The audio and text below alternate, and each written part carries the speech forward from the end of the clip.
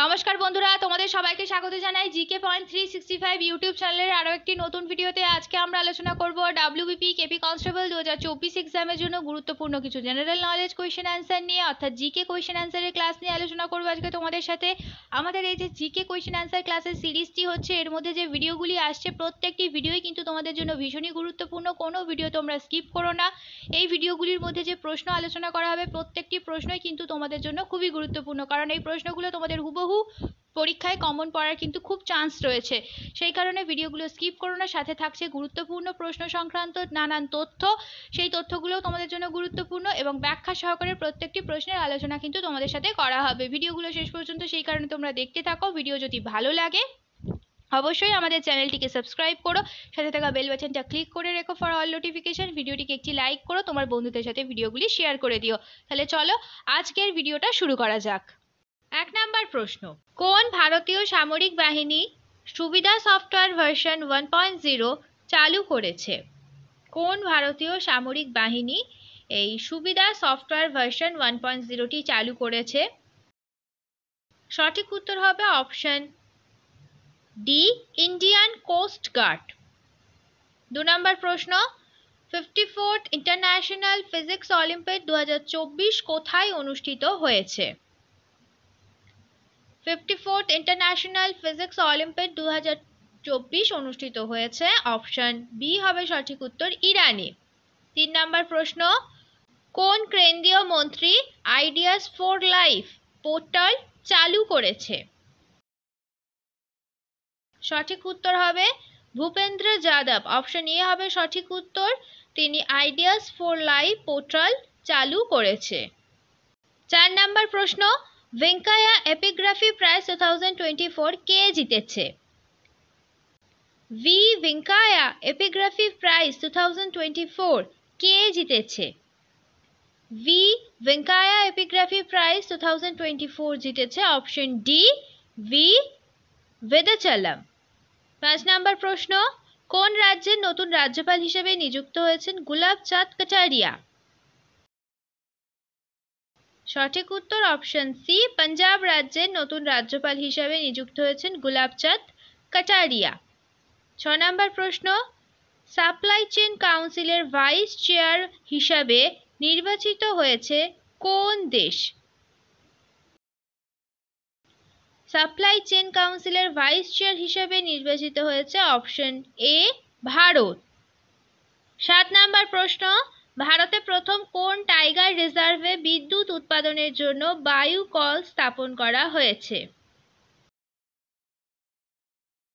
ভারতে প্রথম Periyar tiger reserve. Option A হবে সঠিক উত্তর। তো ভারতের প্রথম পেরিয়ার টাইগার রিজার্ভে বিদ্যুৎ উৎপাদনের জন্য বায়ু কল স্থাপন করা হয়েছে। 8 নম্বর প্রশ্ন, কোন কেন্দ্রীয় মন্ত্রী নিউ দিল্লিতে national apprenticeship and training scheme NATS 2.0 portal চালু করেছে? NATS 2.0 এই পোর্টালটি চালু করেছে অপশন ডি হবে সঠিক উত্তর, ধর্মেন্দ্র প্রধান। National apprenticeship and training scheme 2.0 portal চালু করেছেন ধর্মেন্দ্র প্রধান। 9 নম্বর প্রশ্ন, সম্প্রতি অবসর ঘোষণাকারী রোহান বোপান্না কোন খেলার সঙ্গে যুক্ত? রোহান বোপান্না তিনি টেনিস খেলার সঙ্গে যুক্ত। অপশন এ হয়ে যাবে সঠিক উত্তর। 10 নম্বর প্রশ্ন, 32তম international conference of agricultural economics ICAE 2024 কোন দেশে অনুষ্ঠিত হবে? 32তম national conference of agriculture economics এটি অনুষ্ঠিত হবে অপশন সি হবে সঠিক উত্তর, ভারতে। 11 নম্বর প্রশ্ন, small industries development bank of India SIDBI এর CMD হিসেবে কাকে নিযুক্ত করা হয়েছে? সঠিক উত্তর অপশন এ, মনোজ মিত্তল। 12 নম্বর প্রশ্ন, ভেনেজুয়েলার প্রেসিডেন্ট পদে তৃতীয়বার পুনর্নির্বাচিত হলেন কে? ভেনেজুয়েলার প্রেসিডেন্ট পদে তৃতীয়বার কে পুনর্নির্বাচিত হলেন?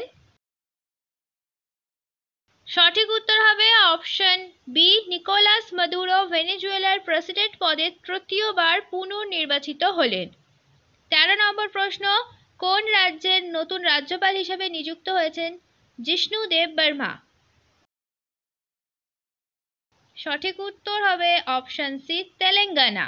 তেলেঙ্গানা রাজ্যের নতুন রাজ্যপাল হিসেবে জিষ্ণু দেব বর্মা নির্বাচিত হয়েছেন। 14 নম্বর প্রশ্ন, 14তম East Asia submit foreign ministers meeting কোথায় অনুষ্ঠিত হয়েছে? 14th East Asia submit foreign ministers meeting অনুষ্ঠিত হয়েছে, অপশন এ হবে সঠিক উত্তর, ভিয়েন্তিয়ানে, যেটি আছে লাওসে। কোন মন্ত্রণালয় steel import management system SIMS 2.0 portal চালু করেছে? Steel import management system SIMS 2.0 portal চালু করেছে, অপশন সি হবে সঠিক উত্তর, ইস্পাত মন্ত্রণালয়। 16 নম্বর প্রশ্নটা এবার দেখে নিই। ফর্মুলা 1 বেলজিয়াম গ্র্যান্ড প্রিক্স 2024 জিতলেন কোন দেশের motor racing car driver Lewis Hamilton? Formula 1 Belgian grand Prix 2024 জিতলেন ইংল্যান্ড দেশের motor racing car driver Lewis Hamilton. সঠিক উত্তর হবে অপশন এ, ইংল্যান্ড। 17 নম্বর প্রশ্নটা দেখে নিই।